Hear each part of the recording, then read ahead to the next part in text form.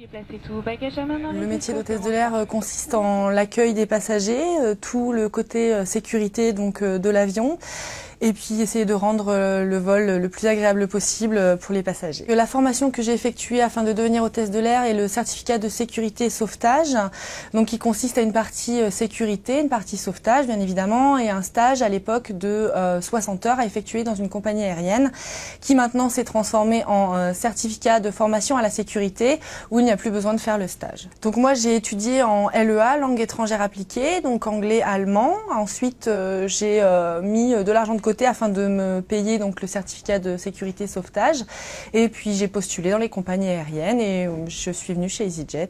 Avec le chef de cabine ici présent, donc on vient de discuter sécurité et secourisme. Lorsqu'on arrive dans la salle d'équipage, on a le briefing avec l'équipage, et ensuite on a le briefing interactif avec les pilotes. Là, ils nous disent les temps de vol, s'il va y avoir des turbulences, s'il y a des créneaux horaires de restriction.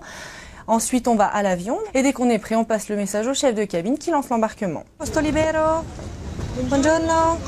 Ensuite, on va faire la démonstration de sécurité. On va sécuriser la cabine.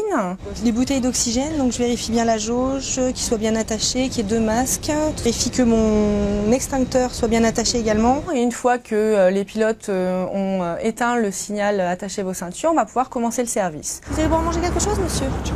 Hot chocolate and a muffin? Chocolate or blueberry?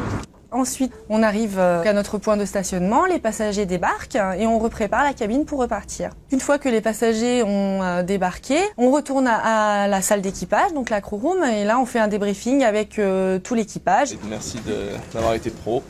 Rentrez bien, reposez-vous bien, faites votre check-out. Merci. Merci, ciao. Le côté positif du métier, c'est on n'a pas vraiment de routine, on rencontre énormément de monde, on travaille dans une ambiance qui est très très bonne, avec des collègues avec qui on a l'habitude de voler, et avec qui les journées passent vite même si elles sont difficiles. Et les côtés négatifs, ça va être les horaires, on se lève très tôt, donc c'est pas forcément facile. On n'est jamais à l'abri d'une météo capricieuse. Pour être une très bonne hôtesse de l'air, il faut bien évidemment être très souriante, parce qu'on est l'image de la compagnie, c'est la première chose que le passager va voir lorsqu'il rentre dans l'avion.